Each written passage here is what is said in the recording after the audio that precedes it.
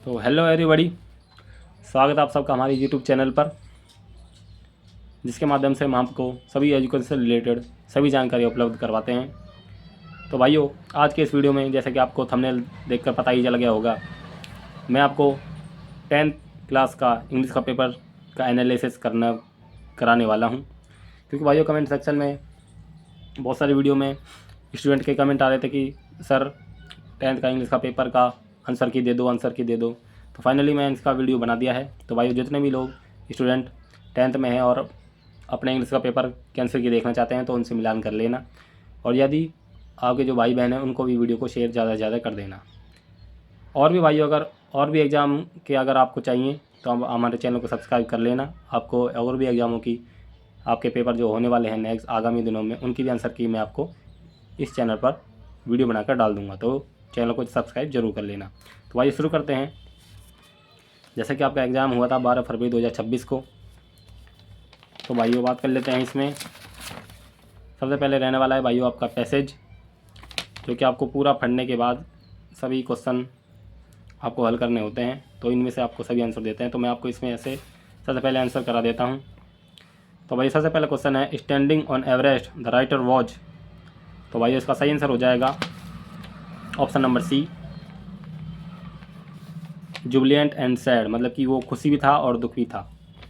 अब बात कर लेते हैं भाई दूसरे क्वेश्चन की, जो कि आप सबके सामने रहने वाला है। The emotions that gripped him was. तो भाई इसका करेक्ट आंसर होने वाला है ऑप्शन नंबर बी, ह्यूमिलिटी। इसके बाद आ जाते हैं भाइयों नेक्स्ट पोर्शन पे, जो कि आपका रहने वाला है, the joy that the writer feels by climbing the summit of Everest last. तो भाई इसका करेक्ट आंसर हो जाएगा ए लाइफ टाइम, मतलब कि जो उसने एवरेस्ट पर चढ़कर जो भी फील लिया वो भाइयों लाइफ टाइम का, ज़िंदगी भर याद रहेगा। इसलिए आपका ऑप्शन हो जाएगा डी, ऑप्शन नंबर डी इसका सही आंसर होने वाला है। मैं आपको केवल आंसर करा रहा हूँ ताकि आपको वीडियो भी बड़ी ना बने और आपका टाइम भी ज़्यादा बर्बाद ना हो। अब बात कर लेते हैं भाई नेक्स्ट क्वेश्चन की। According to the writer what is ultimate in climbing. तो भाई इसका करेक्ट आंसर होने वाला है इसमें सही आंसर होने वाला है option number d, none of these, मतलब कि इनमें से कोई भी अल्टीमेट नहीं था, ना ही क्लाइंबिंग हिल्स को चढ़ना, ना एवरेस्ट को चढ़ना, या फिर ना ही ऊंची चोटियों को चढ़ना। तो भाई इसमें करेक्ट आंसर होने वाला है ऑप्शन नंबर डी। ठीक है जी, नेक्स्ट क्वेश्चन पे चलते हैं। Which other summit is no less formidable and no easier to climb. तो इसका भाइयों सही आंसर होने वाला है, इसका सही आंसर हो जाएगा option number D, the summit of the mind. Next question, what change you completely, मतलब कि आपको सबसे ज़्यादा चेंज क्या करता है, और इसके पैसेज पढ़ने के बाद ही आपका इन सब क्वेश्चन का आंसर दे पाओगे। तो इसका सही आंसर हो जाएगा option number b, experience. Next question, find a word from the passage that means, मतलब कि द ऐसा एक वर्ड चुनना है जो का इसका मतलब होता है the highest point of A mountain, मतलब कि जो हाईएस्ट पॉइंट ऑफ माउंटेन होती है वो सबसे ज़्यादा, मतलब कि सबसे जो छोटी होती है, उसका मिलता जुलता शब्द कौन सा है, पैसेज में से आपको ढूंढना पड़ेगा। तो भाई वो पैसेज में से शब्द मैं ढूंढ लिया है, वो उसका आंसर है भाइयों, मैं डायरेक्ट आंसर बता रहा हूँ, उसका है समिट। समिट का मतलब भाइयों शिखर होता है, जैसे समिट पीक, चोटी, सबसे ऊपर, अपेक्स, ऐसे भाइयों जो ऐसे होता है। अब बात कर लेते हैं नेक्स्ट क्वेश्चन की, जो कि आप सबके सामने है। Find the word from the passage that means the opposite of Jubilant. तो भाइयों इसका जुबिलियंट का मतलब का अपोजिट बताना है, अपोजिट ऑफ जुबिलियंट। तो मतलब जुबिलियंट का अपोजिट बताने के हो जाएगा भाइयों सैडनेस। जुबिलियंट का मतलब होता है भाइयों बहुत ही खुशी, तो इसका हो जाएगा भाइयों सैडनेस। भाइयों थोड़ी आपका शोर भी आ रहा होगा क्योंकि हमारे पास यहाँ शादी है, तो भाई इसको इग्नोर करते हुए आप केवल अपने आंसर पर ध्यान दो। तो आपको इन दोनों में से करना था। तो भाई दूसरा पैसेज आ चुका है इसके बाद, जो कि आपको इसमें ऑब्जेक्टिव आंसर नहीं दिए हुए हैं, इसमें आपको इसके पढ़ का ही देने होंगे आंसर। तो आप इसको स्वयं ही इसको करने थे आपको ये। तो भाइयों ये 1 2 3 और 4 5 8 क्वेश्चन इसमें भी हैं, ये भी आपको ही स्वयं ही करने होंगे। इसके अलावा बात करें तो भाइयों तीसरा क्वेश्चन आपको दिया गया है राइटिंग पैसेज में, जो सेक्शन बी में है। आप एक स्टूडेंट हो और आपको एक ईमेल लिखना है, तो भाइयों आपको ईमेल लिखना होगा इसमें तीसरे नंबर की, ये भी आपको स्वयं ही करना होगा। इसके अलावा मैं आपको इसमें ग्रामर का पोर्शन कराने वाला हूँ। इसके अलावा जो आपका राइटिंग का और पैसेज का है वो भाइयों मैं इसको नहीं करा सकता क्योंकि वीडियो बहुत बड़ी बन जाएगी। इसके अलावा चौथे क्वेश्चन में भाई को आपको लिखनी है स्टोरी, जो कि आप इसके माध्यम से लिख सकते हो।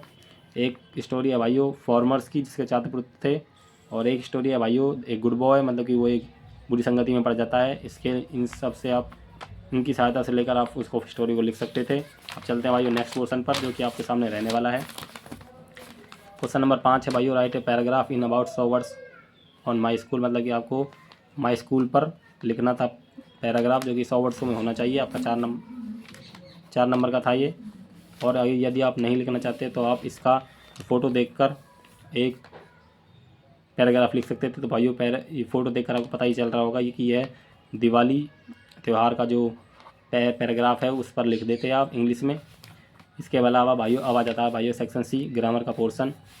तो भाइयों इसमें आपको कराने वाला हूँ।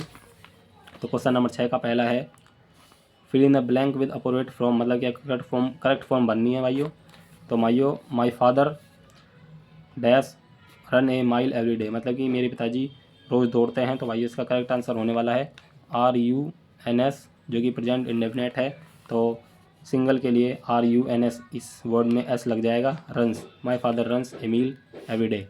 इसके अलावा बात कर लेते हैं next, Raju dash in the ground while I was playing my on mother in the kitchen. तो इसका खाइयो करेक्ट आंसर होने वाला है राजू वॉज प्लेइंग,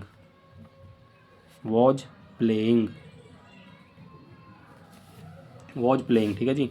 अब बात कर लेते हैं भाइयों नेक्स्ट पर, we go to Jaipur tomorrow, हम कल जयपुर जाएंगे। तो भाई इसका सही आंसर हो जाएगा we will go.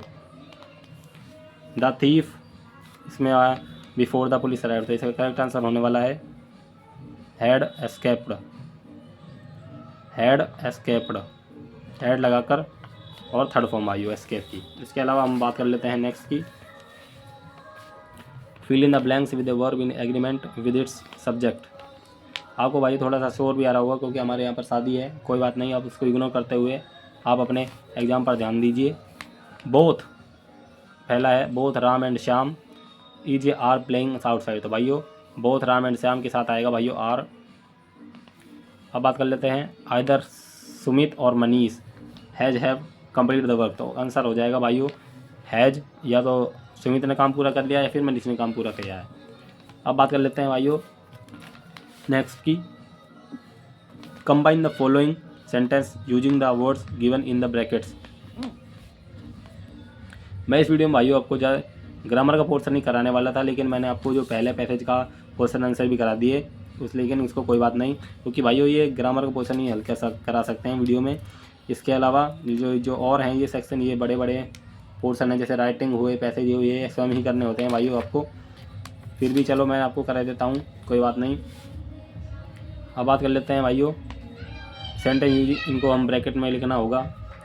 Mitali is hard working, Mitali is intelligent. तो भाइयों नॉट ओनली और बट आल्सो का इस्तेमाल करना है इसमें। तो भाइयों मिताली इज हार्ड वर्किंग, तो इसमें हो जाएगा Mitali is not only hard working but also intelligent. ये आपका सही आंसर होने वाला है। अब बात कर लेते हैं Anil is a rich person. तो भाई बात कर लेते हैं अब Mitali is hard working, Mitali is intelligent. तो यूज़ करना भाइयों नॉट ओनली और बट आल्सो का। तो भाइयों इसका सही आंसर हो जाएगा Mitali is not only hard working but also intelligent. तो ये इसका सही आंसर होने वाला है। एक बार फिर से सुन लीजिए, Mitali is not only hard working but also intelligent. Mitali hard working नहीं बल्कि इंटेलिजेंट भी है, ये इसका सही आंसर हो जाएगा। अब बात कर लेते हैं नेक्स्ट की, Anil is a rich person, Anil is unhappy. तो यूज करना है भाइयों बट का, कंजक्शन है ये अपने, बट कंजक्शन का यूज करके। तो भाई इसका सही आंसर होने वाला है Anil is a rich person but unhappy. Anil एक रिच पर्सन है फिर भी वो दुखी है, ठीक है जी, ये इसका सही आंसर हो जाएगा। नेक्स्ट बात कर लेते हैं हम, change the following sentence into passive voice. Passive voice में हमें चेंज करना है। तो भाइयों सबसे पहले हम वो जो कि सब्जेक्ट को ऑब्जेक्ट बनाते हैं, ऑब्जेक्ट को सब्जेक्ट बनाते हैं, ये तो आपने पढ़ाई होगा, तो मैं आपको बताता हूँ। तो इसका सही आंसर होने वाला है द वर्ल्ड कप वन, मतलब कि सेकंड फॉर्म है तो ये बदलेगी भाइयों हैड वन में। The world cup had one by Indian girls और क्रिकेट टीम। ठीक है जी भाइयों, ये बनने वाला the world cup had one by Indian girls cricket team. ये आपका पैसिव वॉइस में चेंज हो गया है भाइयों। अब बात कर लेते हैं नेक्स्ट की, rewrite the following sentence into indirect, मतलब क्या कुछ जो सेंटेंस दिया गया डायरेक्ट से इनडायरेक्ट में बदलना है। तो अब हो जाएगा ये, the teacher said to the students the earth moves round the sun. तो भाई इसका सही आंसर जो हम इनडायरेक्ट में बदलेंगे तो हो जाएगा the teacher told students that the earth moves round the sun. ये भाइयों नो चेंज रहेगा, ऐसा का ऐसा ही उतार दिया जाएगा, क्योंकि ये एक कहावत है। और जैसे कि कहावत नहीं, ये है जैसे कि कहावतें होती हैं, यूनिवर्सल ट्रूथ होते हैं, ये सभी भाइयों ऐसे के ऐसे ही रहते हैं, इनमें कोई बदलाव नहीं किया जा सकता। तो इसका सही आंसर हो जाएगा, एक बार फिर बताता हूँ, the teacher told students that the earth moves round the sun. ठीक है जी, और कोमा इमंडेट कोमा हट जाएंगे। तो ये हो गया भाइयों आपके सही आंसर। इसके अलावा बात कर लेते हैं हम नेक्स्ट क्वेश्चन है, जो क्या क्या सेक्शन डी टेक्स्ट बुक में से आया हुआ है ये आपको। अब बात कर लेते हैं भाइयों नेक्स्ट सेक्शन नंबर डी, जो कि टेक्स्ट बुक में रहने वाला है। तो भाइयों इसका जो पैसेज है, आपको पैसेज पढ़कर आपको सभी के आंसर देने हैं, जो कि आपको दिख रहे होंगे। तो भाइयों पहला क्वेश्चन है, who was the with the young seagull on his ledge. तो भाइयों इसका करेक्ट आंसर होने वाला है ही वाज अलोन, वह अकेला था। तो ऑप्शन नंबर डी इसका सही आंसर हो जाएगा। अब चलते हैं भाइयों नेक्स्ट क्वेश्चनों की तरफ। नेक्स्ट क्वेश्चन है, what he had been afraid to do, मतलब कि वह क्या करने से डरता था। तो का आंसर है भाइयों टू फ्लाई, सी। अब बात कर लेते हैं नेक्स्ट की, what was stretch down beneath his leg. तो भाइयों करेक्ट आंसर है सी, ऑप्शन नंबर डी। अब कर लेते हैं बात नेक्स्ट क्वेश्चन की, what would not support him to fly. तो both a and b, his legs और हिज विंग्स, दोनों ही सपोर्ट नहीं करते थे, उसके पैर भी और उसके पंख भी। तो both a and b correct answer हो जाएगा।